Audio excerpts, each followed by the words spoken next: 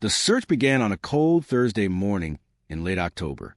At first, investigators believed it was a routine missing persons case. 32-year-old Elena Navarro had failed to show up for work in Phoenix, Arizona. Her phone went straight to voicemail. Her apartment door was locked.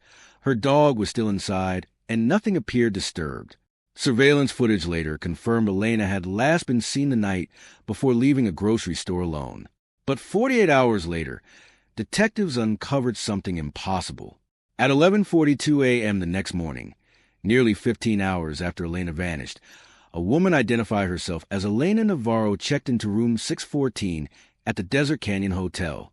The reservation had been made online using Elena's credit card. A valid ID had been presented at the front desk. According to hotel records, Elena was officially alive after she disappeared. Investigators immediately focused on the contradiction. If Elena was already missing, who entered that hotel using her identity? Detectives obtained surveillance footage from the hotel lobby elevators and parking garage. Cameras showed a woman in sunglasses and a white baseball cap walking through the lobby with her head lowered. She carried no luggage and avoided conversation. At first glance, she resembled Elena, but investigators noticed subtle differences. Elena had a slight outward turn in her right foot from an old sports injury. The woman in the footage walked normally.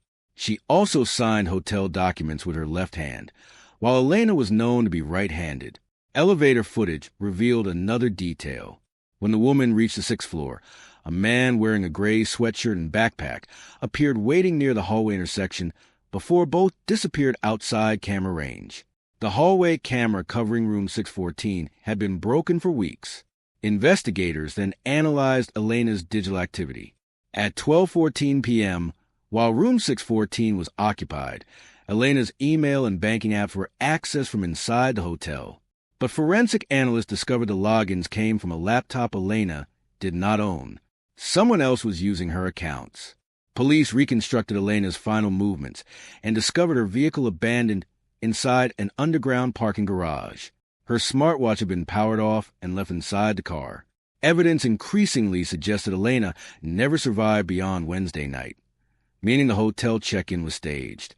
Attention quickly shifted to Elena's ex-boyfriend, Marcus Vale. Records showed Elena had recently accused Marcus of stealing money from a joint investment account. Phone data placed Marcus near the hotel during the fake check-in. A search of his apartment uncovered copies of Elena's identification, bank details, and account recovery information.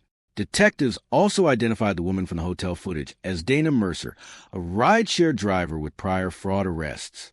Phone records showed constant communication between Dana and Marcus before and after Elena vanished. Hotel keycard logs later exposed the deception completely.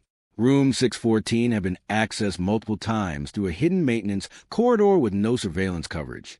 Cameras eventually captured Marcus entering the service exit, carrying a backpack shortly after the fake check-in. Investigators believe the hotel room had been used as a staging area to create false digital activity under Elena's name. The deception bought Marcus time and shifted investigators away from the true timeline of her disappearance. Days later, highway cameras tracked Marcus driving north into a remote desert area outside Black Canyon City. Search teams eventually discovered Elena's remains buried near an abandoned service road. The medical examiner concluded she had died Wednesday night, hours before the hotel check-in ever occurred. But the final clue came from the hotel's Wi-Fi logs. Analysts discovered Elena's phone briefly connected to the hotel network for less than 1 minute during the staged occupancy. Marcus had physically brought her phone into the room to create evidence she was alive. Ironically, that single connection destroyed his entire story. Prosecutors argued Marcus used Dana Mercer to impersonate Elena, manipulate digital timelines, and delay investigators from identifying the true time of death. Dana later cooperated with authorities and admitted Marcus instructed her to resemble Elena, avoid cameras, and make sure the hotel remembered seeing her. Marcus Vale was convicted of murder, identity fraud, and evidence tampering. Investigators later described the case as a chilling example of how digital systems can be manipulated to keep someone appearing alive after they disappear.